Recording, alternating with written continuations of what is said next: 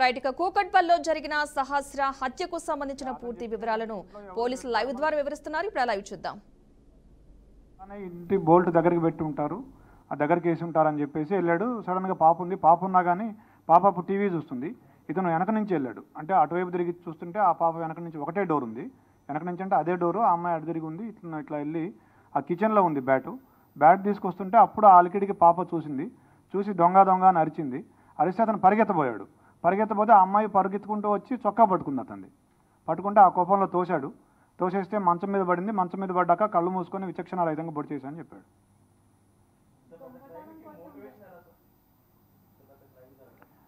అతనికి బేసిక్గా ఈ ఓటీటీల్లో యూట్యూబ్లో ఈ క్రైమ్ థ్రిల్లర్స్, సస్పెన్స్ మిస్టరీలు చూసే అలవాటు బాగా ఎక్కువగా, దాదాపుగా ఒక 5-6 సంవత్సరాల నుంచి అదే పనిలో ఉన్నాడు. స్కూల్ కూడా ఎక్కువ వెళ్ళేవాడు కాదు. ఎప్పుడు ఏదో ఒక తన ఆలోచనలో తను ఉండి ఇలా ఊహించుకుంటూ ఉండేవాడు. అతనికి స్కూలు ఎగ్గొట్టే అలవాటు ఉండేది.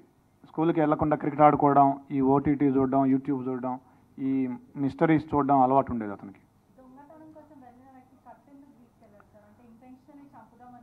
అతను ఎవరైనా చూస్తే వాళ్ళని బెదిరించి రావడం, తర్వాత దాడి చేయటం, ఈ 2 ఉద్దేశాలతో కత్తి తీసుకుపోయినాడు.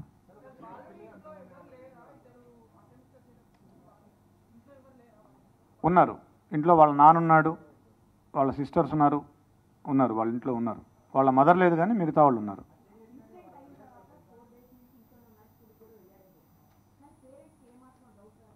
ఎస్, పేరెంట్స్ వాళ్ళ మదరు నిన్న మనం వాళ్ళ మదర్తో మాట్లాడినప్పుడు అనింది, ఫస్ట్ రోజే పోలీసులు ఈ హడావిడి అంతా చేసి నేను అడిగాను మా అబ్బాయిని, ఏరా నువ్వేమైనా చేసావా అని అడిగాను, ఒప్పుకోలేదు. 2వ రోజు కూడా అడిగితే ఏమ్మా నువ్వే నన్ను పట్టించేటట్టున్నావే అని అన్నాడు, నీ మీద ఒట్టు అన్నాడు అని చెప్పింది వాళ్ళ మదర్. పోలీసుల్ని ఆ రోజు మేము ఫస్ట్ రోజే అతన్ని క్వశ్చన్ చేసాం. ఎందుకంటే రెండింటికి జస్ట్ 2 అడుగుల దూరం ఉంటుంది, ఆ ఇంటికి ఈ ఇంటికి పిట్టగోడకి. మేము క్వశ్చన్ చేసాం ఆ ఇంట్లో ఉన్న వాళ్ళని, 3rd, 4th ఫ్లోర్లో, వీళ్ళు 4th ఫ్లోర్లో ఉంటారు, 3rd ఫ్లోర్ నుంచి వెళ్ళొచ్చు. పోలీసులకి మాకేం చెప్పారంటే ఆ రోజు నాకు 10:15 ఆ టయానికి డాడీ అని గట్టిగా అరుపులు వినిపించాయి అని చెప్పాడు.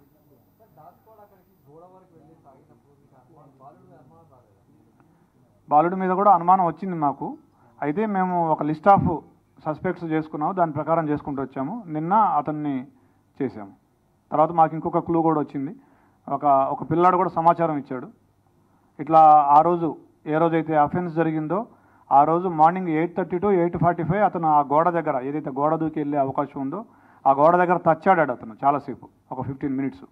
ఆ సమాచారంతో మా అనుమానం ఇంకా ఎక్కువై, మా అనుమానం నిర్ధారణ అయ్యి అతన్ని మళ్ళీ విచారించాము. ఫస్ట్ ఇల్లు సెర్చ్ చేసాము. ఇల్లు సెర్చ్ చేస్తే మాకు ఈ లెటర్ దొరికింది, అతను రాసుకున్న లెటర్ ఏదైతే ఉందో అది. తర్వాత కత్తి కూడా దొరికింది. 3 కత్తులు ఉన్నాయి. ఏ కత్తి అంటే, సార్ నల్ల కత్తి, నల్లపిడి ఉంటుంది, దానికి అంచు నల్లగా ఉంటుందని అతనే చెప్పాడు. ఆ కత్తి తీసుకొస్తే ఇదే అని చూపించాడు.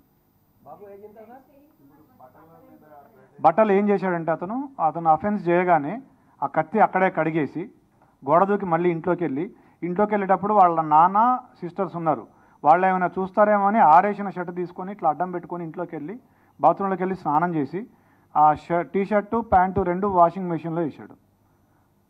But we found some slight blood on the clothes. We have called a special investigation team, forensic team. వాళ్ళు స్పెషల్ లైటింగ్, స్పెషల్ స్పెట్స్ వాడి they are able to found it. I also have seen it. Yes, అతనికి ఒక కుందేలు ఉండేది. ఆ రోజు ఆ కుందేలు కూడా చనిపోయింది. 11:30కి మేము టైం లేని కూడా తీసుకున్నాం అతని మీద అనుమానం వచ్చాక. అతను 11:30కి బయటికి వెళ్ళాడు ఇంట్లోంచి. 11:30కి ఆ కుందేలుని తీసుకొని డాక్టర్ దగ్గరికి వెళ్తే ఆ కుందేలు చనిపోయింది ఆ రోజు. ఆ స్టోరీ కూడా మాకు చెప్పాడు. 14 years. ఫింగర్ ప్రింట్స్ ఇంకా నిన్ననే జరిగింది, ఇంకా వీఆర్ మ్యాచింగ్ ఇట్. లేదు, మనకున్న సమాచారం మేరకు ఇంతవరకు అయితే ఏం లేదు. బట్ వాళ్ళ మదర్ చెప్పిన ఒక విషయం ఏంటంటే, అతను 2 months బ్యాక్ అతని దగ్గరికి ఒక ఫోన్ వచ్చింది, సెల్ ఫోను. మేము డబ్బులు ఇవ్వలేదు, ఇతనికి ఎక్కడిది సెల్ ఫోన్ అంటే నేను కొనుక్కున్నా అని చెప్తున్నాడు. డబ్బులు ఎక్కడ ఉంటే చెప్పలేదు. అది వాళ్ళ మదర్ చెప్పిన విషయమే. సో దీన్ని బట్టి మీరు ఏమైనా అనుకోవచ్చు.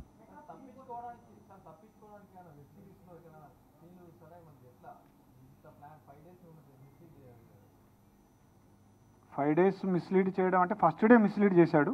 మనం మనకి ఇప్పటివరకు టెక్ రాలేదు కాబట్టి మనం అందరినీ విచారించుకుంటూ వచ్చే క్రమంలో so basically it's a very typical case wear మీకు లిమిటెడ్ సస్పెక్ట్స్ ఉన్నారు బికాజ్ ఆ ఇల్లుకి ఒకే కెమెరా దాని ఆపోజిట్ ఉంది, దాంట్లో ఎవరు వెళ్ళినట్టు కానీ బయటకు వచ్చినట్టు ఆ టైంలో లేదు. So we had very limited number of suspects. Motive ఏం ప్రైమా ఫేసి ఏం మోటివ్ కనపడలేదు. సో ఈ idea that somebody side building నుంచి దూకి రావచ్చు అని అది కూడా ఫస్ట్ డే వచ్చింది. బట్ ఇలాంటి కేసెస్లో వేర్ మోటివ్ ఎక్కడ క్లియర్గా ఏం కనపడటం లేదు. అండ్ అంటే సో మెనీ అన్ఆన్సర్డ్ క్వశ్చన్స్ ఉన్నాయి మాకు యాజ్ ఇన్వెస్టిగేటర్స్.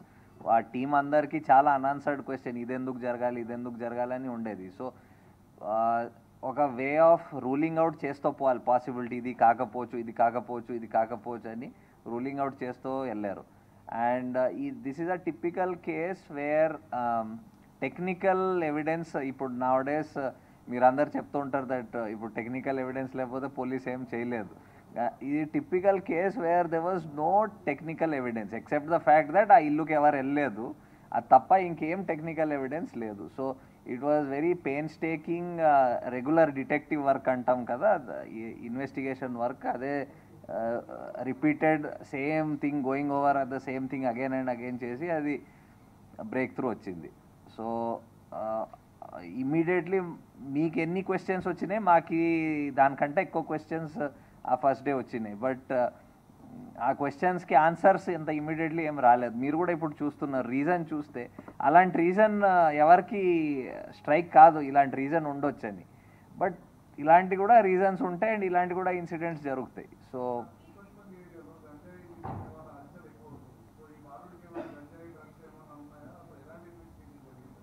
లేదండి, ఆ యాంగిల్ వెరిఫై చేసాము, అట్లాంటిది ఏమీ లేదు.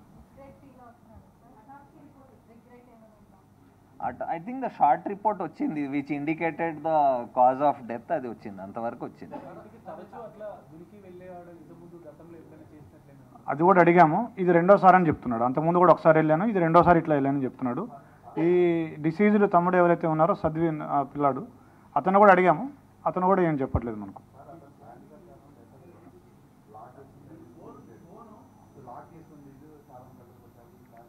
లాక్ అని చెప్పలేదు మనకి. నార్మల్గా వీళ్ళు ఇది వేరే, ఆ లెటర్ ఈ దీనికి సంబంధించింది కాదు.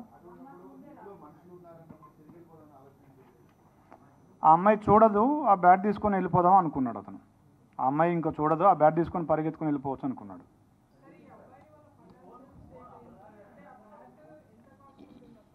ఎస్, అడిగాము మేము, మరి బ్యాట్ అంటే మీ పేరెంట్స్ని అడిగితే కొనిస్తారు కదా అని అడిగితే, సార్ అతను ఉద్దేశంలో ఆ ఫ్యామిలీ ఫైనాన్షియల్ ఇబ్బందుల్లో ఉంది, మా నాన్నకి జాబ్ లేదు, మా మదరు చిన్న జాబ్ చేస్తుంది, మా అక్కలకి ఫీజు కట్టాలి, ఇంకా నేను ఎందుకు వాళ్ళని ఇబ్బంది పెట్టాలి అని వాళ్ళని అడగలేదు అని చెప్పాడు. మనం ఈ కేస్కి మనం when we are asking the questions, మనం ఒక 14-year-old అబ్బాయి పర్స్పెక్టివ్ అండ్ దట్ బ్యాక్గ్రౌండ్ నుంచి అనుకుంటే మేబీ మనకి ఆన్సర్స్ వస్తాయి. మన పర్స్పెక్టివ్లో క్వశ్చన్స్ అడిగితే మనకి లాజిక్ కనపడకపోవచ్చు. ఒక బ్యాట్ కోసము అంటే ఇలా జరగాలని from our perspective I don't think దానికి ఒక ఆన్సర్ మనకి సాటిస్ఫై చేసే ఆన్సర్ రాకపోవచ్చు. బట్ అలాంటి ఒక సిచ్యువేషన్లో ఒక ఆ ఏజ్లో ఉన్న అబ్బాయి అలాంటి పరిస్థితిలో ఉన్న ఆయన పర్స్పెక్టివ్లో మేబీ ఇట్ ఈజ్ అది అలాగా జస్టిఫై అవుతుంది ఆయనకేమో.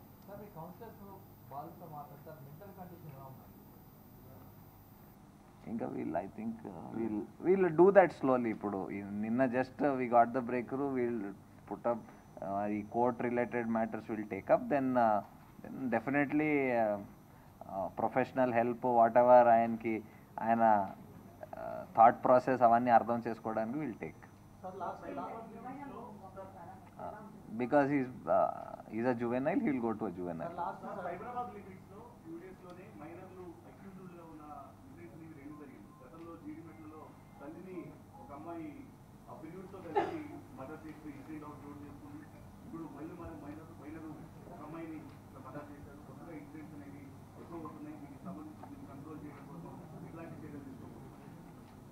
ఇప్పుడు ఇలాంటి ఇన్సిడెంట్ని ఎలాగా కంట్రోల్ చేయవచ్చు, it's very difficult to tell. What 14-year-old ఏమనుకున్నాడో అది మేము it's almost impossible to and మేము మైండ్కి మ్యాప్ చేయడం of people it's very difficult.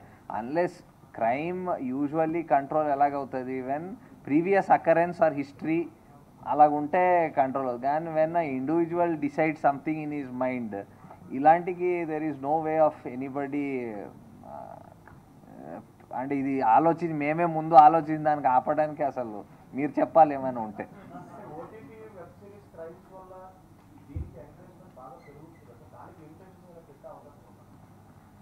ఇప్పుడు we're living in the age of information, open information. మీరు ఓటీటీ చూస్తారా, వెబ్ సిరీస్ చూస్తారా, చూడరు, మీకు నచ్చినా నచ్చపోయినా this device is connects you to so many things. Whether అది స్పెషల్లీ ఫర్ పిల్లలకి parents have to exercise that caution. స్కూల్లో అది ఎంత యాక్సెస్ ఇవ్వాలి, దాంట్లో ఏది మంచి ఏది చెడ్డ అది చెప్పడం, అవన్నీ it is a process which takes place at home, which takes place at school. So మనం ఈ ద్వారా ఇవి చెప్పడం ఒక ఉద్దేశం ఏమంటే అందరికి తెలవాలి ఇలా జరుగుతుంది. సో మనం as a society, as families, as schools మనం ఏం ప్రికాషన్ తీసుకోవాలి మనం తీసుకోవాలి దానికి.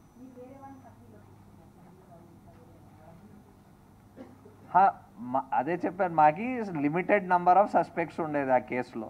ఎవ్రీబడికి థరోలీ ఎగ్జామిన్ చేయాలి టు రూల్ అవుట్. అండ్ బాధ ఏమంటే ఒక 10-year-old పాపకి ఇంత బ్రూటలీ కిల్ అయింది. It touches everybody. సో ఆ పార్ట్లో ఇంకా ఎవ్రీథింగ్ ఇన్ డీటెయిల్ వెళ్ళాల్సి వచ్చింది. So the investigation team actually I think last 4 days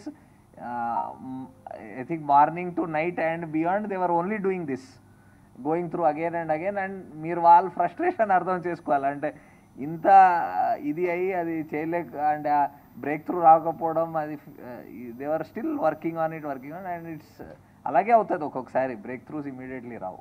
we cannot cover every square inch in camera కదండి. వీ కెనాట్, అంటే it is not physically possible. ప్రపంచం అంతా every square inch కెమెరాతో కవర్ అవుతుందని అది కష్టం.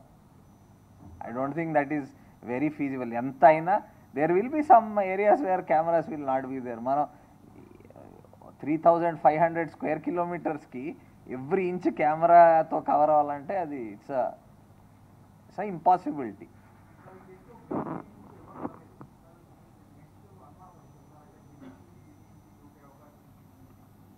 So there are first day వచ్చింది, side నుంచి ఎవరో రావచ్చు అని ఫస్ట్ డే అది ఒక పాసిబిలిటీ వచ్చింది. అందుకే సైడ్ ఇల్లు కూడా అది ఎవరెవరు ఉంటున్నారు అవన్నీ ఫస్ట్ డే కూడా వెళ్ళారు. But it is different. అదే ఇన్ రెట్రోస్పెక్ట్ అన్నీ ఇది చేయవచ్చు అది చేయవచ్చు అని అనిపించవచ్చు, కానీ అప్పుడు చేసేటప్పుడు మీకు కొన్ని క్లూస్ లీడ్ చేస్తాయి కొన్నిటికి, అవి ఎగ్జామిన్ చేస్తారు, మళ్ళీ అది రూల్ అవుట్ చేస్తారు, మళ్ళీ అది కాకపోతే మళ్ళీ ఏదోకి వెళ్తారు.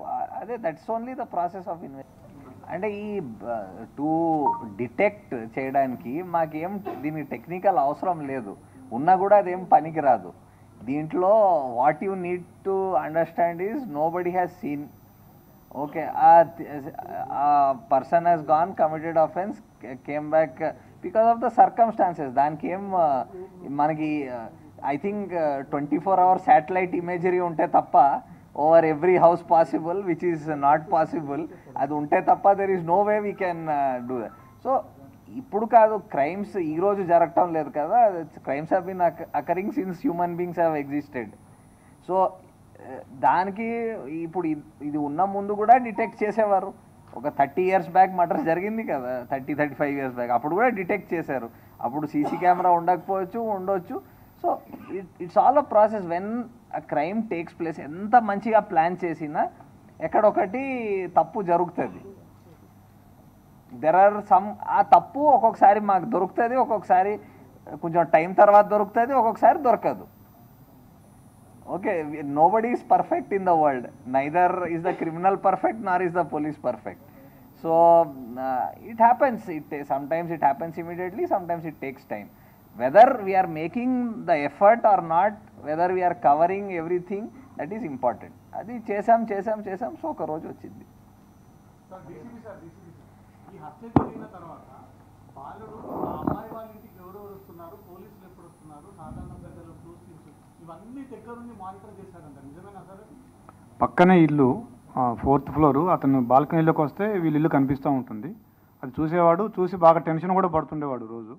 అది పేరెంట్స్ కూడా అబ్జర్వ్ చేశారు, అతను కూడా తర్వాత మాకు చెప్పాడు. ఒక 5 టీములతోటి దాదాపుగా ఒక 20 మంది ఎప్పుడు గత 5 రోజులుగా ఇదే పని మీద ఉన్నారు.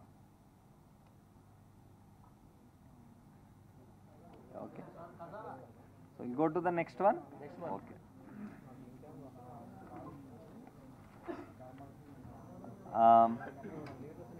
సో ఇది 12th రోజు మీ అందరికి తెలుసు, all of you were there. అక్కడ చందానగర్లో ఒక జ్యువెలరీ షాప్, ఖజానా జ్యువెలరీ షాప్లో అక్కడ ఒక డెకాయిటీ జరిగింది. 6 people మార్నింగ్ ఎగ్జాక్ట్లీ 10:35కు వచ్చేసి అక్కడ